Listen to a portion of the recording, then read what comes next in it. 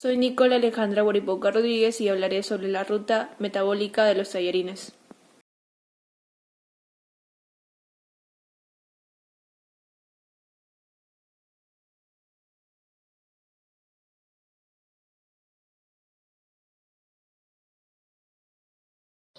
En el proceso de los carbohidratos, al ingerir los tallarines liberamos saliva y en este proceso tendremos a la enzima amilasa. Con esta enzima comenzará lo que es la digestión del almidón y a este almidón lo va a fraccionar en moléculas más sencillas y todo eso lo vamos a deglutir y llevar a nuestro tracto digestivo. Pasaremos por el estómago, que aquí también continúa actuando la amilasa salival, hasta que se inactive por el mismo pH del estómago. Ya estos alimentos procesados químicamente y mecánicamente van a pasar al intestino delgado, donde el páncreas liberará a la amilasa pancreática para que continúe separando todas las unidades de la glucosa que formaba el almidón hasta convertirlo en glucosa simple. La glucosa es un monosacárido que se ha absorbido en el intestino delgado.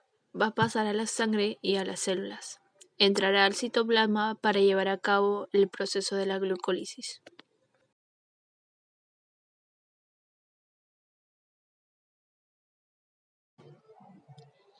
Al entrar en la glucosis, principalmente la glucosa simple en la primera reacción pasa a ser glucosa 6-fosfato. La segunda reacción va a hacer que la glucosa 6-fosfato se convierta en fructosa 6-fosfato. Luego fructosa 1,6-biosfosfato. Después de estas moléculas van a sufrir una división de dos moléculas, que una es gliceraldehído 3-fosfato y la otra es la dihidroxicetona fosfato. Estas dos son moléculas que se interconvierten entre sí.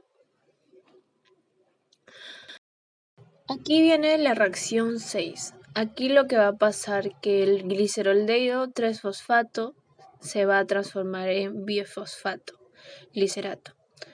El siguiente se convertirá en 3-fosfoglicerato a 2-fosfoglicerato. En la siguiente reacción se va a convertir en fosfoneopiribato y por último se convertirá en piruvato. Luego ingresará al ciclo de Krebs.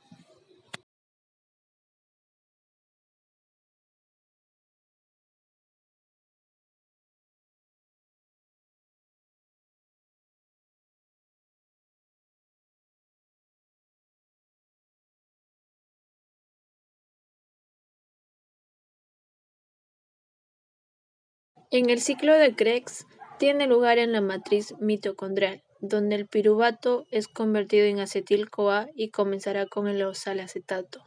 Luego se convertirá en citrato y hará una conversión el citrato en isocitrato. Después, oxidación del isocitrato al alfa-cetoglutarato y de oxidación de cetoglutarato a succinil-CoA y se volverá a succinato. En la conversión de succinato a fumarato y de fumarato a malato y oxidación del malato a oxalacetato. Y finalmente, la glucosa origina dos moléculas de piruvato y por ende dos moléculas de acetil-CoA, lo que nos da lugar a 24 moléculas de ATP.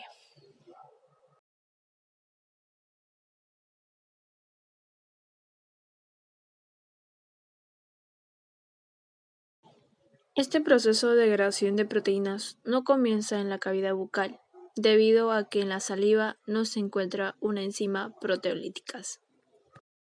Este proceso se inicia en el tracto gastrointestinal, o sea, en el estómago, junto con la enzima pexina, que comenzará a separar esas uniones de aminoácidos presentes de las proteínas, dando formas en cadenas más pequeñas conocidas como péptidos.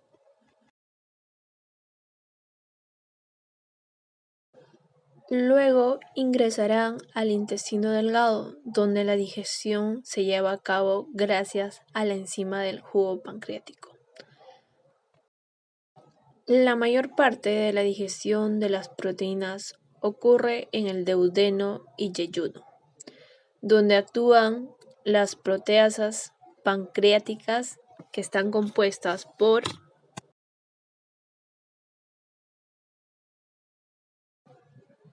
endopeptidasas, que su conjunto está la tripsina, la quimiotripsina y la elastasa, y, y dos espeptidasas, que son carboxipeptidasa y aminopeptidasas.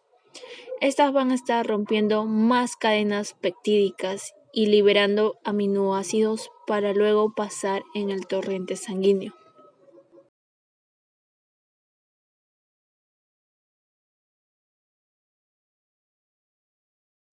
Este proceso de digestión culmina con la acción del borde en cepillo de enterocito a través de enzimas peptidasas, dando como resultados tripéptidos, dipéptidos y aminoácidos libres.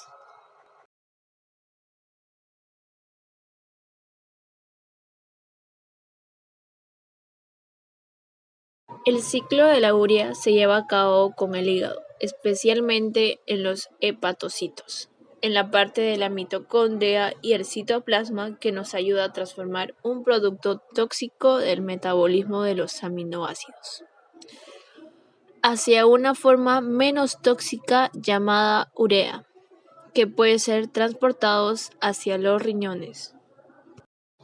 El ciclo de la urea comienza con el CO2 más el amonio, que se va a convertir en sustrato más importante de todo el ciclo de la urea. Para que esto ocurra, se necesita una enzima llamada carbamil fosfato sintetasa. Pero esta enzima no actúa sola, necesita de un cofactor que se llama acetilglutamato. Esta reacción se necesita de 2 ATP. Ahora el carbamil fosfato más ornitina se va a convertir en citrulina por la enzima ornitina transcarbamilasa. Una vez que se forma la citrulina, ya está dentro del citoplasma. Ahora a la citrulina se le va a unir el aspartato, donde se va a utilizar ATP y nos dará MP2 pirofosfato inorgánico. Esto necesitará de una enzima llamada arginosinato sintetasa y se va a utilizar un ATP y se convertirá en arginosisinasa.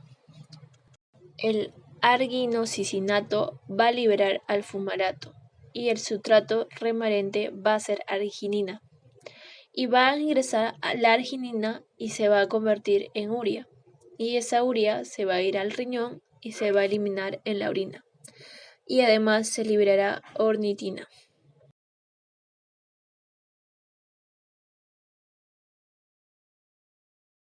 Una ruta metabólica es un conjunto de reacciones químicas consecutivas catalizadas por enzimas programadas por la célula.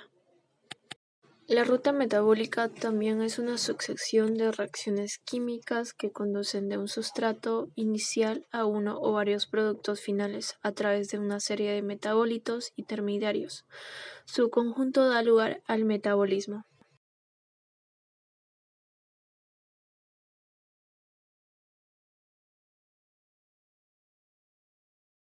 ¿Qué es el metabolismo? El metabolismo es el conjunto de reacciones bioquímicas y procesos físicos químicos que ocurren en una célula y en el organismo.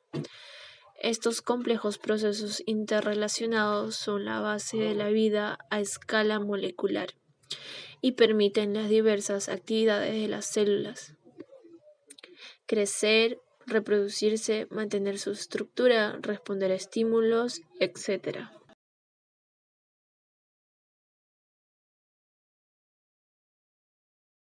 ¿Qué es metabolismo de carbohidratos? El metabolismo de los carbohidratos se define como procesos bioquímicos de formación, ruptura y conversión de los carbohidratos en los organismos vivos. Los carbohidratos son las principales moléculas destinadas al aporte de energía gracias a su fácil metabolismo. El metabolismo de carbohidratos consiste en digestión, transporte, almacenamiento, degradación y biosíntesis. ¿Qué es metabolismo de las proteínas? Como indica, las proteínas de la dieta diaria no pueden ser absorbidas. Por ello, han de ser hidrolizadas hasta aminoácidos libres y pequeños peptídeos, y los cuales pueden ser absorbidos en el intestino y de esta forma pasar a la sangre. Las proteínas son macromoléculas orgánicas, constituidas básicamente por carbono, hidrógeno, oxígeno y nitrógeno, aunque pueden contener también azufre y fósforo y en menor proporción hierro, cobre y magnesio, yodo, etc. Las proteínas son largas cadenas de aminoácidos unidas por enlaces peptídicos entre el grupo carboxilo y los grupos amino de residuo de aminoácidos adyacentes.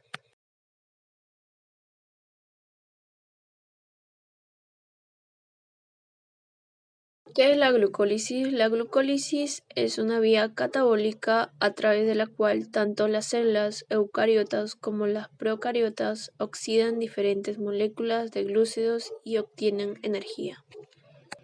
Los puntos más importantes de la glucólisis. La glucólisis es un proceso universal de obtención de energía. Es la vía inicial de la catálisis. Otro punto, ocurre en el citosol, es independiente del oxígeno y en este proceso una hexosa se transforma en compuesto de 3 carbonos. También lleva a una ganancia neta de 2 ATP por moléculas de hexosa. También incluye reacciones reversibles e irreversibles. La glucólisis tiene 2 fases. La primera fase es la activación de la hexosa con gasto de energía como ATP. Y la segunda fase es la obtención de energía que se conserva como ATP.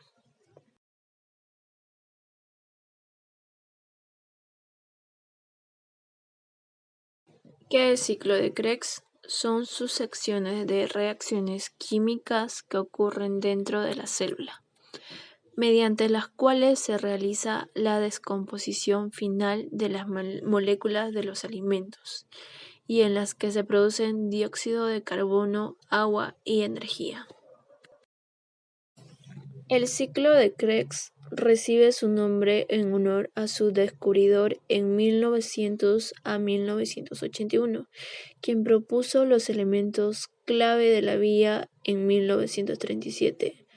Departamento de la Biología y Geología Burgos Sir Hans Krebs, Hans Adolfo Krebs. Fue galardonado con el Premio Nobel de Fisiología y Medicina en 1953. Descubridor de la coenzima A. El ciclo de Krebs también es conocido como ciclo de ácido tricarboxílico y ciclo del ácido cítrico.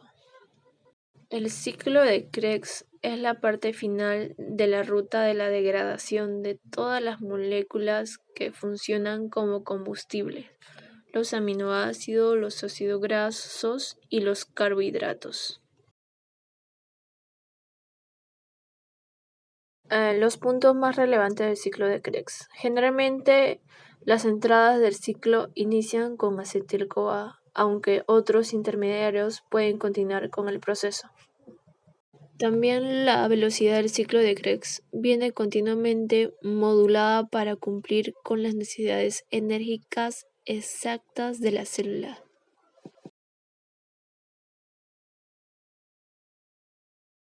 El ciclo de la urea es el proceso metabólico en el cual se procesan los derivados proteicos y se genera urea como producto final. Esta ruta fue descubierta en 1932 por Hans Krebs y un estudiante médico asociado, Kurt Henseleit. La producción de la urea tiene lugar casi exclusivamente en el hígado y representa el destino de la mayor parte del amoníaco, allí canalizado. La urea pasa al torrente sanguíneo y de ahí a los riñones y se excreta en la orina, dando así urea como producto final.